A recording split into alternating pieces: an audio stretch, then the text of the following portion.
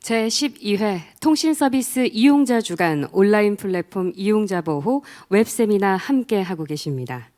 단 하나만의 주제 발표만이 남아 있는데요. 이 대미를 소비자 시민 모임 윤명 사무총장님께서 장식해 주시겠습니다. 주제는 온라인 플랫폼 민원 및 피해 사례입니다. 발표 청해 듣겠습니다.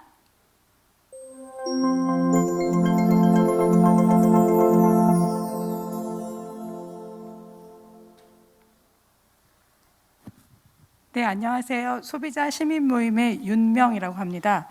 먼저 플랫폼 시장과 관련돼서 소비자들이 이용을 함에 있어서 어떠한 불만을 갖고 있는지, 아니면 소비자들이 원하는 사항은 어떤 것인지에 대해서 오늘 제가 발표한 자료를 통해 말씀드리도록 하겠습니다. 플랫폼 시장 환경이 변화됨에 따라서 플랫폼과 관련된 소비자 피해들도 많이 발생하고 있는데요. 우선 제가 준비한 자료는 소비자 상담을 통해서 분석해 본 내용이고요. OTT 서비스, 그다음에 컨텐츠 이용과 관련한 문제, 또 플랫폼 간편결제와 관련된 서비스 이용 시 소비자들의 불만, 또 개인 간 중고거래에 나타난 문제, 또 기타의 민원과 관련돼서 여러분들께 소개드리고, 향후에는 이러한 문제들이 조금 더 개선되어서 이용자, 소비자들이 조금 더 만족할 수 있는 서비스가 되길 바라겠습니다. 아마 비대면 시대가 확산되면서 소비자들의 온라인 이용, 또 플랫폼 이용들이 급증하고 있는데요.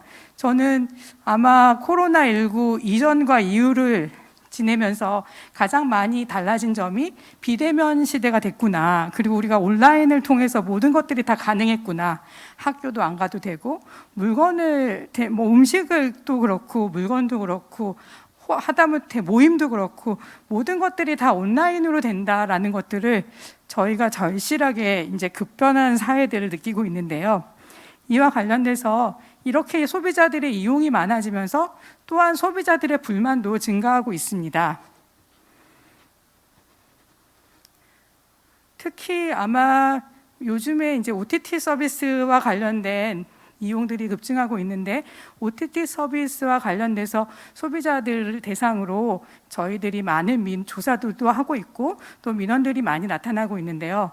먼저 이 OTT 서비스와 관련된 피해들을 통해서 소개를 드리겠습니다.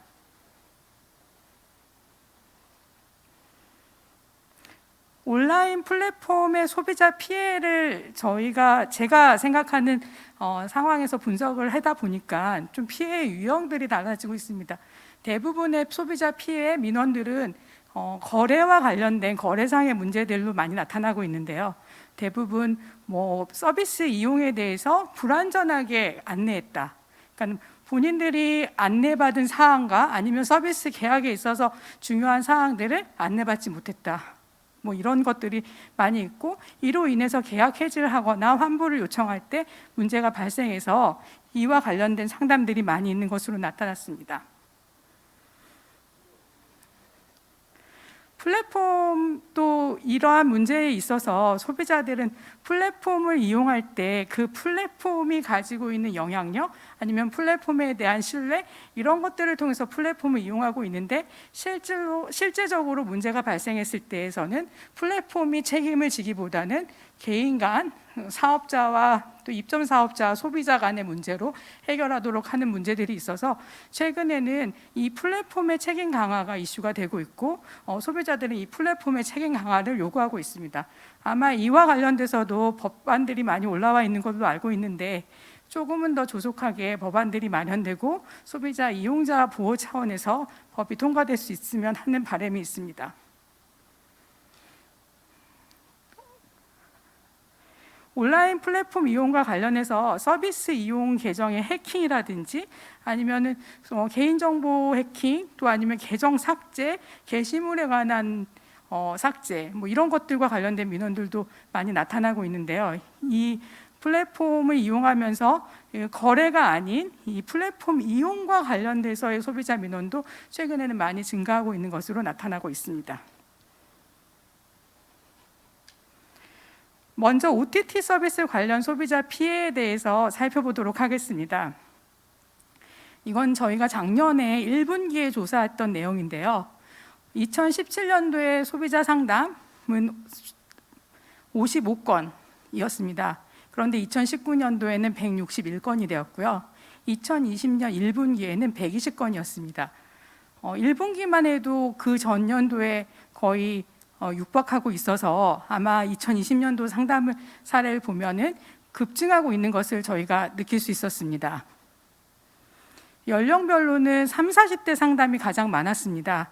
그런데 이 OTT 서비스의 이용과 관련돼서는 20, 30대 이용률이 가장 높게 나타나고 있는데, 이용률이 높은 반면에 소비자 피해는 30, 40대에서 더 많이 나타나고 있다. 그래서 조금은 더 온라인 이용과 관련돼서 MZ세대 이들은 온라인이라든지 컨텐츠라든지 이런 부분에 있어서는 30, 40대보다는 더 잘 이용할 수 있고, 가시적으로도 본인들이 어떠한 문제들을 이용에 있어서 30, 40대보다는 조금 더 편리하고 더 잘 이용할 수 있는 것이 아닌가 하고 있습니다. 대부분 이 30, 40대의 피해가 가장 많았는데, 피해 내용으로 보면은 거래와 관련돼서 거래 계약 해지 및 환불과 관련된 상담이 가장 많았고요.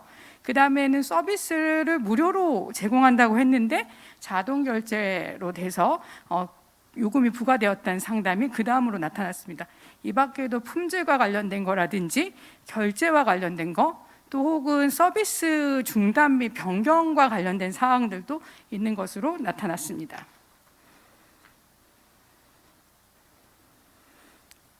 대부분 소비자 상담들에서 나타나는 중도 해지, 계약 해지와 관련된 환불 상담들의 내용을 보면은요, 계약 해지 및 이용요금 환급과 관련된 상담들이 대부분이었고, 소비자가 서비스를 이용하다가 중간에 그만 이용하고 싶어서 계약 해지를 신청했음에도 불구하고 요금이 계속적으로 부과된다라는 상담이 가장 많았습니다.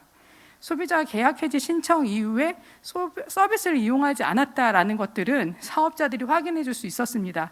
그럼에도 불구하고 시청 기록이 없었는데도 요금이 부과되는 것은 조금 부당하다. 그리고 그 기간이 하루만 지났어도 혹은 40분만 지났어도 요금이 결제되었다라는 것은 소비자로서는 좀 부당하다라는 민원들이 있었고요.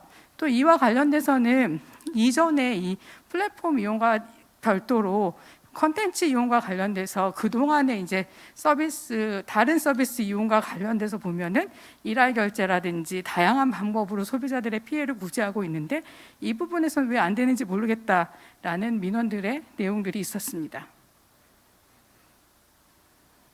컨텐츠 이용과 관련된 소비자 피해가 많은데요. 대부분이 무료 체험 이후에 유료로 전환되었다라는 상담이었습니다. 그런데 무료 체험 이후에 유료로 전환되는 것에 대해서는 아마도 사업자들은 그게 광고가 됐든 아니면 모바일 형태에서의 어떤 정보 제공이 됐든 마케팅이 됐든 아마 유료로 전환된다는 사실들을 알렸다고 합니다. 그리고 알리고 있습니다. 그런데 이 소비자는 그 사항들을 제대로 인지하고 못하는 데에 문제가 있는 것 같습니다. 사업자가 고지를 하거나 알렸을 때 그 내용들이 소비자가 확인할 수 있도록, 아니면 소비자가 인지할 수 있도록, 아니면 그 중요 사항을 소비자가 확인했다는 것을 다시 한번 동의받든지, 이러한 부분들에 대해서의 절차가 없이 단지 화면상에 표시했다 혹은 게시했다라는 것으로 사업자의 의무를 다했다고는 볼 수 없다고 저는 생각합니다. 조금은 모바일 환경에서 혹은 플랫폼을 이용하는 데 있어서 소비자들이 이러한 사항들을 잘 인지할 수 있도록 안내하는 것이 필요할 것 같습니다.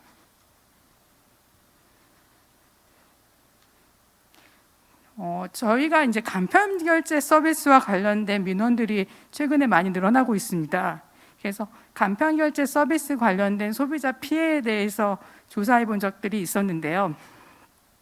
특히 이 간편 결제와 관련된 상담에 있어서도 30, 40대 연령층에서 많이 나타나고 있었습니다. 제가 보기에는 아마 30, 40대들은 기존에 온라인이라든지 여러 가지 인터넷 환경에서의 많은 경험들이 있지만, 실제로 이 플랫폼과 혹은 새로운 서비스와 접하면서 조금은 MZ세대보다는 이용하는 데 있어서 익숙하지 않아서 나타나는 문제가 있지 않을까 하는 생각이 있습니다. 간편 결제 관련된 서비스에 나타나는 소비자 피해들을 보면은 이벤트 적립금 관련 상담이 가장 많았습니다. 이벤트로 적립금을 준다고 했는데 그대로 주지 않는다, 혹은 이벤트 적립금과 관련돼서 사용하는 데 한계가 있다, 뭐 이런 것들에 관련된 상담들이었고요. 결제나 송금 오류가 있었을 때 이것을 해결하는 데 있어서 불편하다, 어렵다라는 상담들이 있었습니다. 또 충전금 환불 및 결제 환불과 관련된 상담들이 나타나고 있었는데요. 충전금을 했지만 이것들을 다시 환불받을 때 실제 어려움들을 많이 겪고 있어서 이러한 부분에 있어서는 조금은 더 플랫폼 이용과 관련돼서 간편하게 사용하기 위해서 우리가 만들어진 간편 결제이지만 소비자들에게 조금은 더 피해 구제와 관련된, 아니면은 피해 발생 시에 소비자들이 구제받을 수 있는 방법에 대해서 안내하는 것이 필요할 것 같습니다. 아마 작년에 가장 많이 늘어난 상담이 무엇이냐라고 저한테 묻는다면 저는 이제 개인 간 중고거래와 관련된 상담이 급증했다, 그리고 중고거래 관련된 플랫폼 서비스의 상담들이 작년에 제가 보기에는 가장 두드러지게 나타나는 새로운 영역이었다라고 말씀드릴 수 있겠습니다. 중고거래 소비자 피해 역시도 30, 40대가 가장 많았고요. 제품의 품질과 관련된 불만들이 많았습니다. 또 중고거래 서비스와 관련된 상담들을 보면 품질에 대해서 불만이 있거나 내가 이 제품을 받아서 환불하고 싶거나 계약을 취소하고 싶을 때 이것들이 제대로 진행되지 않아서, 혹은 계약이나 환불이 이루어질 수 없어서 문제가 되고 있었고요. 또 거래를 한 당사자들이 서로 연락처를 제대로 알고 있지 못하거나 당사자를 찾을 수가 없어서 이랬을 때 소비자들이 겪는 불편들이 많이 있었습니다. 그래서 이러한 부분을 조금 해결할 수 있는 방법들에 대해서 플랫폼 사업자라든지 소비자 입장에서 조금은 더 개선책들을 마련하는 것이 필요할 것 같습니다. 가장 많이 나타난 상담들은 품질과 관련된 상담들이었고요. 그다음에 계약 취소나 제품 반환과 관련된 상담이 그다음이었고, 그다음에 돈을 입금했는데 제품이 제대로 오지 않는다, 혹은 보내주기로 한 제품들을 받았는데 다른 제품이었다, 이러한 상담들이 많았습니다.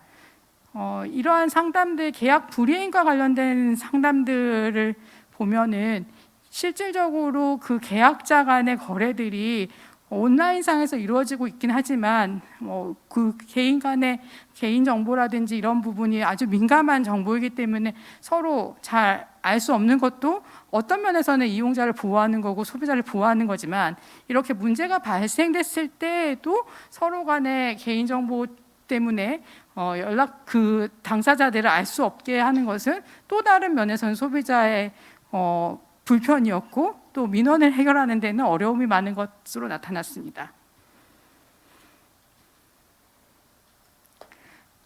그동안 이제 저희가 소비자들이 플랫폼들을 많이 이용하고 있었습니다. 그런데 과거 보면 우리가 플랫폼이라는 것이 어느 날 갑자기 생겨난 것들이 아니고 그동안에 사용되어 왔지만 갑자기 소비자의 이용이 많아지면서 이 플랫폼 이용과 관련된 불편이나 불만들이 조금은 더 많아지지 않았나 생각이 들고요. 플랫폼을 이용하면서 소비자들이 겪는 이러한 어려움을 플랫폼 사업자들이 조금은 더 개선해 주기를 바라는 마음이 있습니다. 지금부터 이제 제가 설명드리는 내용은 각각의 소비자의 민원을 보기보다는 제가 이번에 이제 이 발표를 준비하면서 주요 플랫폼 사업자들의 민원 중에서 조금은 어떤 내용들이 있는지 올해 들어온 상반기 상담들을 조금 한번 더 검토를 해봤습니다. 그래서 그 중에서는 이제 앞서서 말씀드린 결제와 관련되거나 뭐 계약 해지라든지 환불이라든지 이런 거래와 관련된 상담 이외에 다른 유형은 어떤 것들이 있는지에 대해서 오늘 이 자리에서 조금 소개해드리고 싶습니다. 플랫폼 민원과 관련된 소비자 상담 중에서 해킹으로 인한 계정 삭제 와 관련된 상담들이 있었습니다. 해킹으로 인해서 계정을 급하게 삭제했는데 다시 이 계정을 복구하고 싶다. 그런데 이 계정을 복구하는데 플랫폼 사업자한테 문의를 해도 제대로 답변이 없고 이 계정을 복구하는 방법에 대해서 어떻게 알려줄 수 있을지에 대한 상담들이 오히려 소비자 단체에 많이 들어오고 있었습니다. 그런데 저희도 그 부분에 있어서는 각각의 사업자들이 다 가지고 있는 정책들을 저희가 알 수 없고 또 그 민원을 다시 이제 사업자들한테 보내서 해결을 요청할 수밖에 없는데요. 근데 이 계정 삭제와 관련돼서 저도 경험한 적이 있는데 갑자기 본인의 계정이 해킹되었습니다. 뭐 그러면서 메일이 오면은 급한 마음에 일단 계정을 삭제하거나 일단은 차단하고 보는데 나중에 생각해 보면 또 다시 그 계정을 살려야 했을 때 어떻게 할 방법을 몰라서 네이버에 물어보기도 하고 지식 검색을 해보기도 하고 뭐 여러 가지 검색을 해보지만 실질적으로는 답답하기만 하고 안 되는 경험들이 있었습니다. 그리고 그 옆에 제가 제시한 것들은 제가 이 자료를 준비하는 시점에 받은 메일이었는데요. 그냥 저는 제가 매일 사용하는 메일이고 그 당시에도 사용하고 있었는데 이렇게 휴면 계좌로 전환된다, 사용한 적이 없어서 휴면 계좌로 전환된다라는 메일을 받았을 때 이거 나 맨날 사용하고 있는 건데 왜 이런 메일이 나한테 오지? 그래서 이 메일에 대해서 문의를 하고 싶었는데 고객센터에 가서 문의를 해보거나 FA 뭐 검색을 통해서 질문 사례들을 확인해봐도 답답하기만 하지 제대로 된 답변을, 정확한 답변을 알 수 없어서 조금은 고민했던 적이 있습니다. 그리고 명의도용이나 해킹 계정으로 인해서 소액 결제가 이루어졌을 때 물론 이 부분에 있어서는 추후에 사업자들이 그 해킹으로 인한 부분에 있어서는 환불이라든지 계약 해지라든지 이런 부분이 이루어지고 있습니다. 그럼에도 불구하고 해킹을 다해서 이런 계정 해킹으로 인해서 소액 결제가 이루어졌을 때 대부분의 소비자들은 어떻게 해야 될지 모르고 그 상황에서 누구한테 도움을 청해야 될지를 알 수 없고 뭐 이런 부분에 있어서 조금은 더 적극적으로 소비자들의 피해를 구제할 수 있는 방안들에 대해서 고민해 보면 좋겠습니다. 그리고 이제 보면은 이용자 보호 조치를 위해서 게시물의 삭제라든지 뭐 댓글의 삭제라든지 여러 가지 들을 다른 이용자를 보호하기 위한 조치들이 내려지고 있습니다. 그런데 왜 내 게시물이 조치가 받아야 되는지 아니면 내 게시물이라든지 댓글들이 삭제되는지에 대한 이유를 알 수 있는 방법들이 없다고 합니다. 그래서 그것들을 알고 싶다라는 부분에 민원들이 있었습니다. 근데 제가 사업자들의 뭐 고객센터라든지 뭐 Q&A라든지 여러 가지 것들을 사업자들이 하고 있습니다. 그리고 고객센터도 운영하고 있고 또 이메일이라든지 채팅이라든지 뭐 AI라든지 챗봇이라든지 여러 가지 도구를 사용해서 민원을 해결하기 위해서 노력하고 있다는 것도 알고 있습니다. 그럼에도 불구하고 대부분의 소비자들은 그러한 상황들에 대해서 내가 어떻게 대처해야 되는지를 잘 알지 못하고 기존의 방식으로 고객상담센터에 전화를 하거나 혹은 그 사업자의 고객센터와 연락을 해서 내 의사를 정확하게 전달하고 싶어하는 소비자들이 많다라는 점도 한 번은 저희가 고민해봐야 될 부분이라고 보여집니다. 물론 온라인화되고 이러한 상황에서 온라인으로 고객 민원을 처리한다거나 이런 것도 필요합니다. 그렇지만 일부의 소비자지만 그 자신이 가진 문제를 해결하는 데 있어서 조금은 사업자에게 정확하게 물어보고 확인하고 싶어하는 소비자들도 있다는 내용을 소개하겠습니다. 그 다음에 대부분의 안내에 있어서 무료 서비스 이후에 유료로 전환되는 안내에 대해서 조금 미흡하다라는 내용들이 많이 있었습니다. 그런데 그 모바일을 통해서 저희가 대부분 플랫폼을 이용하고요. 모바일이라는 환경은 되게 화면이라든지 이런 부분이 제한이 있습니다. 그런데 그 화면을 통해서 중요한 사항들을 소비자들이 인지하거나 캐치하는 데에는 조금은 소비자마다 다를 수 있다고 보여집니다. 그래서 유료 서비스 이후 무료 서비스 이후에 유료 전환된다라든지 아니면 요금이 언제부터 부과된다라든지 이 서비스가 이벤트라든지 이런 부분에 있어서는 조금 더 정확하게 소비자들한테 안내해야 되는데 그것들을 어떻게 우리가 안내할 수 있을지에 대해서 고민해야 될 부분이라고 보여집니다.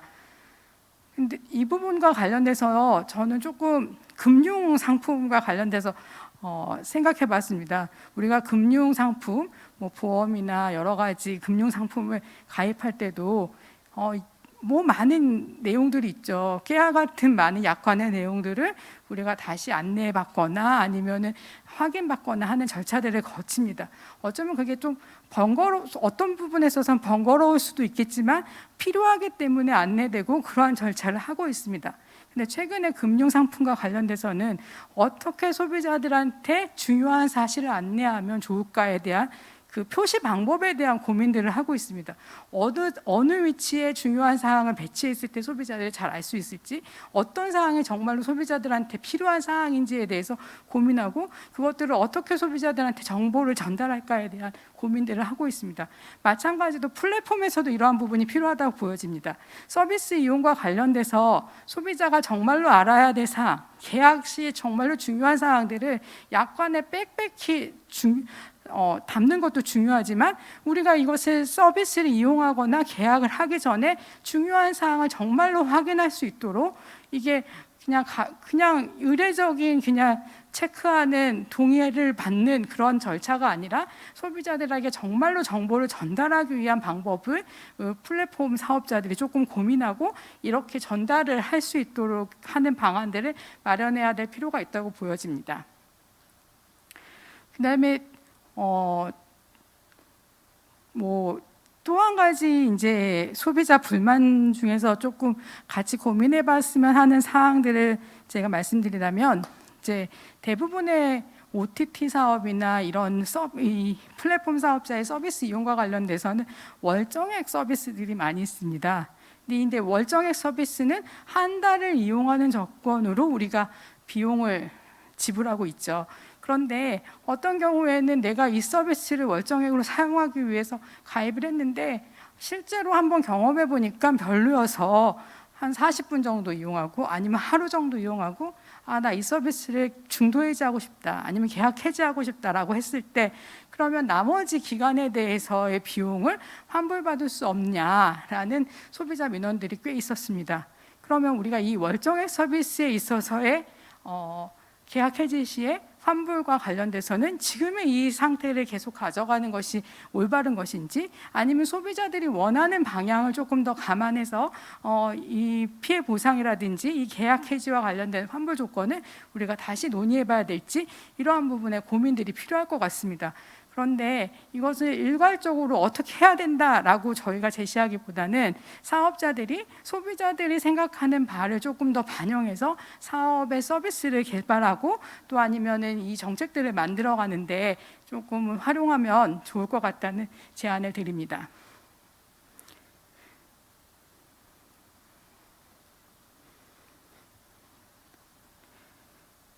그다음에 이 부분은 조금 연령이 많으신 소비자들의 민원들이 많이 있었습니다. 대부분 민원을 제기하는데 상담하는 게 너무 어렵다라는 상담이었습니다.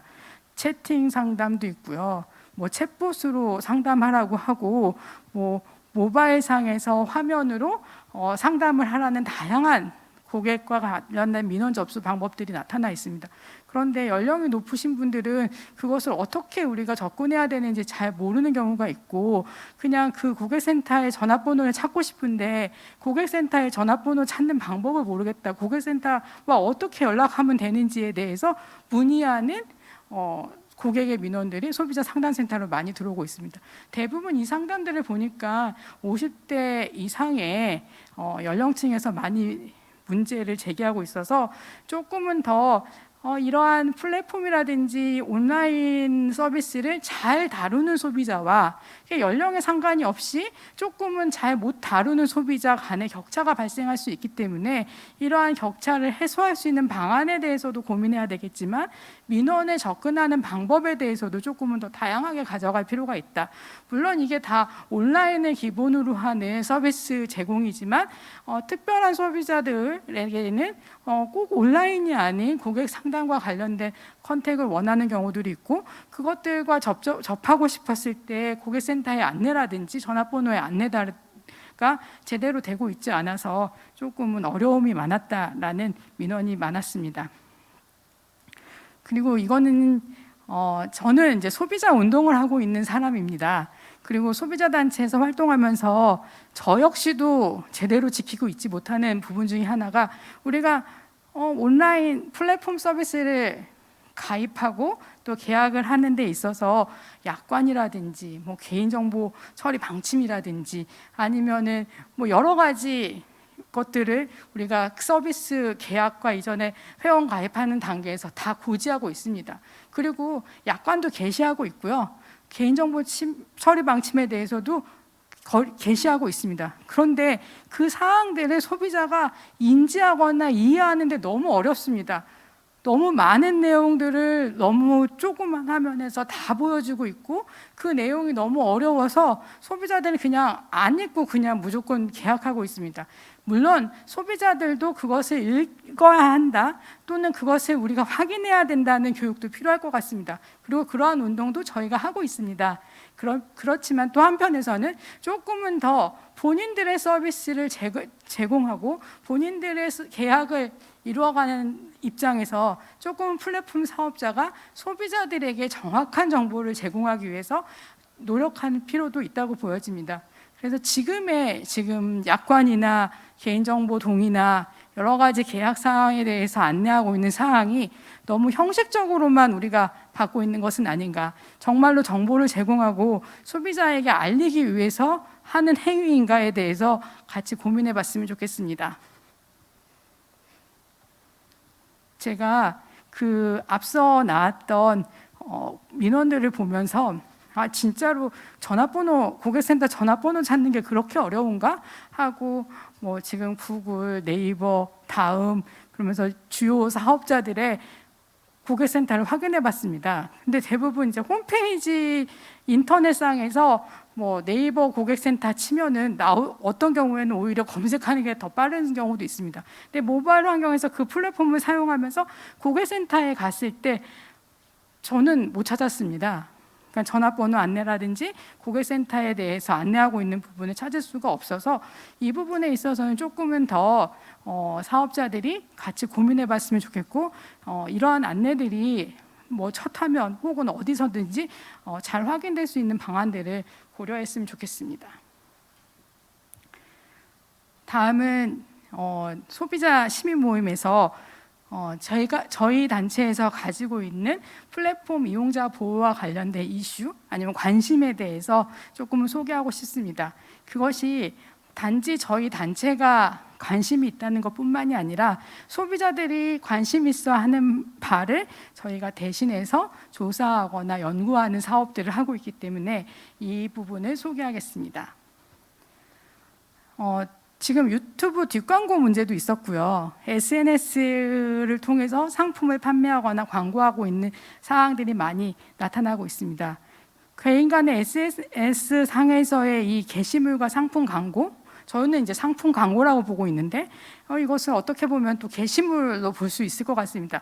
이러한 이 상품의 광고에 있어서 이것을 광고의 영역으로 봐야 될 것인지 아니면은 개인의 게시물의 영역으로 봐야 될 것인지 모호한 부분이 있는 것 같습니다. 그런데 하나의 생각은, 광고는요 소비자들이 제일 먼저 접하게 되는 정보입니다. 광고가 마케팅으로만 활용되는 것이 아니라 소비자들이 제품을 구매하거나 서비스를 계약하는 데 있어서 광고는 중요한 정보로서 활용되고 있습니다. 그렇기 때문에 정확한 정보, 공정한 정보, 정말로 정확하게 소비자들에게 정보가 전달돼야 되는데 이게 너무 마케팅적으로만 활용되는 것은 아닌가 하는 생각이 있고요. 그렇다 그러면 지금 뭐 SNS에 나타나고 있는 많은 상품 광고와 관련돼서 이것을 우리가 게시물로 볼 것인지 광고로 볼 것인지에 대한 논의가 필요할 것이고, 이것을 조금 더 소비자들에게 잘 정확하게 전달하기 위해서 어떻게 플랫폼에서는 역할을 할 수 있을지에 대한 고민도 필요하다고 보여집니다. 이번 국감에서 나온 자료인데요. 지금 플랫폼 사업자를 이용하는 데 있어서 리콜 건수가 5년간 급증하고 있다고 합니다. 플랫폼 이용자 보호를 위해서는 뭐 이렇게 상품과 관련된 여러 가지 제품들을 소개하거나 판매하거나 중개하거나 하는 경우들이 생기는데, 이랬을 때 이 플랫폼 사업자가 어떠한 역할을 할 것인지, 그리고 플랫폼의 책임을 얼마나 강화할 것인지에 대해서 조금은 고민해 볼 필요가 있다고 보여집니다. 특히 아마 작년에 우리 머지 포인트 사태가 있었죠. 대부분 플랫폼을 통해서 구매했거나 이제 했던 부분들이 있는데, 소비자들은 그냥 머지 포인트라는 것보단 그 플랫폼에 대한 신뢰도 있었고요. 또 플랫폼이 일정한 역할을 해주기를 바라는 소비자들이 많이 있었습니다. 그랬을 때 이게 나는 그냥 단지 중개했으니까 문제가 없어 라고 하기보다는 내 플랫폼에서 거래가 이루어졌고 그 거래로 인해서 피해가 났다면 이 부분 우리가 적극적으로 피해 구제를 위해서 어떠한 역할을 할 것인지에 대해서 같이 고민하고 문제를 해결하는 데 있어서 역할을 했으면 하는 바람이 있었습니다. 그다음에 저희가 갖고 있는 하나의 이슈는, 우리가 뭐 플랫폼에서 개인 맞춤형 정보를 제공한다, 혹은 개인 맞춤형 광고를 제공한다라고 하고 있습니다. 그런데 어떤 면에서는 개인 맞춤형이 과연 내가 바라는 개인 맞춤형이었을까? 그리고 나는 개인 맞춤형이 아니라 다양한 부분에 있어서의 나의 선택권 혹은 내가 판단할 수 있는 권한이 있었으면 좋겠다라는 소비자들도 있을 수 있고요. 또 이 개인 맞춤형이 어떠한 식으로 나한테 개인 맞춤형이 제공되는지에 대해서 알고 싶은 부분도 있습니다. 그리고 나 이외의 다른 사람과 얼마나 차이가 있는지에 대해서도 궁금한 면이 있습니다. 그러면 이러한 상품 정보와 관련돼서 개인 맞춤형 정보가 제공되는 기준이 무엇인지, 그리고 어떠한 원리에 의해서 이것들이 나에게 제공되는지에 대해서 설명해 줄 필요가 있을 것 같고요. 그리고 그러한 기준이 정말로 공정하게 이용되고 있는지에 대해서도 감시할 필요가 있을 것 같습니다. 그리고 그것들을 어떻게 투명하게 이용자들한테 안내할 것인지에 대한 고민도 있습니다. 그런데 지금 이런 개인 맞춤형 정보 제공과 관련돼서 뭐 정보 검색 기준이라든지 아니면 여러 가지 기준들에 대해서 게시하고 있는 사업자들도 많이 있습니다. 그런데 이 게시하고 있는 내용들이 정말로 소비자들이 알아보기 쉽도록 하고 있는지, 아니면 그 기준에 대해서 잘 판단할 수 있도록 하고 있는지에 대한 문제가 있습니다. 그냥 단지 게시만 했을 뿐인 하나의 의례적인 그런 형식적인 절차로서 하고 있는 것은 아닌지, 그러면 여기에는 사업자도 그러한 기준에 있어서 소비자가 조금은 더 잘 알 수 있도록 설명해야 될 필요가 있고, 투명하고 공정하게 그러한 검색 기준이라든지 그런 기준들이 적용되어야 할 필요도 있습니다. 또 한편으로는 이런 것들을 소비자들이 잘 판단할 수 있도록 교육하거나 알려주는 것도 필요합니다. 그러면 이러한 것들을 소비자에게 어떻게 알려주고 교육할 것인지, 아니면 그 기관이 정말로 잘하고 있는지에 대해서 누군가는 모니터링하고 믿을 수 있으니까 쓰세요라고 알려줄 수 있는 것인지, 이러한 부분에 있어서도 향후에는 모니터링하고 교육하고 감시하는 체제들이 마련되어야 될 필요가 있습니다. 단지 형식적으로 사업자가 게시하거나 안내하는 것은 이제는 그만했으면 하는 바람이 있습니다. 그다음에 저는 이 부분에 있어서도 향후에는 조금은 논의가 필요할 것 같은데요. 이거는 플랫폼뿐만이 아니라 이제 방통이나 아니면 조금은 더 미디어적인 관점에서, 왜냐하면 이 컨텐츠와 미디어 혹은 컨텐츠과 게시물, 이러한 사항에 있어서 이제는 영역이 너무 모호해지고 있어서요. 소비자는 방송인지 컨텐츠인지 뭔지 게시물인지 어떠한 것들에 대해서 정확하게 판단하기가 어려워지고 있습니다. 이랬을 때 이런 1인 컨텐츠나 1인 미디어화에 있어서의 정보의 정확성이나 객관성 이런 부분은 우리가 어떻게 가져가야 될지, 이것을 법으로 모든 걸 다 해결할 수 없지만 우리가 자율적으로 이 시장 내에서 아니면 우리 사회 내에서 아니면 문화 내에서 어떻게 올바른 방향으로 정착할 것인지에 대해서도 이 플랫폼 사업자들이 역할을 해주길 바라고, 또 이러한 부분에 있어서 조금은 더 많은 논의들이 있었으면 하는 바람이 있습니다.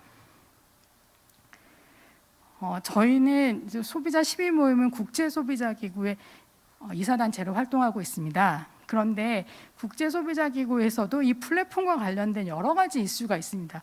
근데 이제 최근에 지금 고민하고 있는 이슈들은 차별적인 요소에 대한 부분에 대해서 관심을 갖고 있습니다.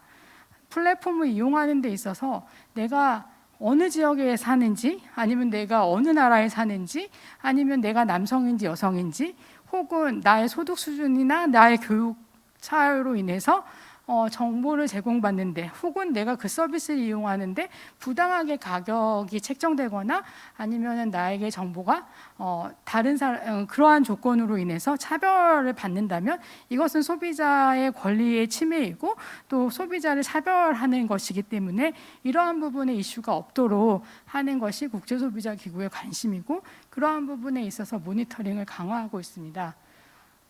그래서 개인 간의 그러한 플랫폼 이용과 관련돼서 차별적인 이슈가 나타나지 않도록 조금은 공정한 부분에 대한 이제 모니터링 방법이라든지, 또 이게 글로벌적인 관점에서 자국민 그 서비스를 이용하는 데서 국가별 차별이 있어서는 안 된다는 이러한 모토 아래 이제 국제 소비자 기구에서도 대응을 하고 있습니다.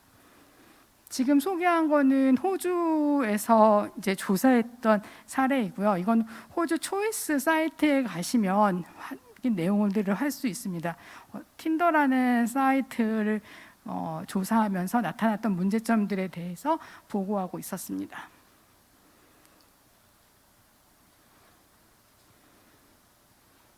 저는 오늘 좀 저희 소비자들이 지금 당면하고 있는 문제, 또 아니면 앞으로 우리가 같이 고민해 봤으면 하는 문제에 대해서 말씀드렸습니다. 그런데 단지 지금 나타나고 있는 문제만을 해결하는 것도 중요하겠지만, 우리가 앞으로 온라인화, 비대면 시대에 이 온라인화되고 우리가 4차 산업이 됐다는 것을 저는 요즘에서야 조금은 정말 절실하고 느끼고 있는데요. 아마 향후에는 더 서비스라든지 이 플랫폼이 더 다양하게 복잡하게 얽힐 것 같습니다.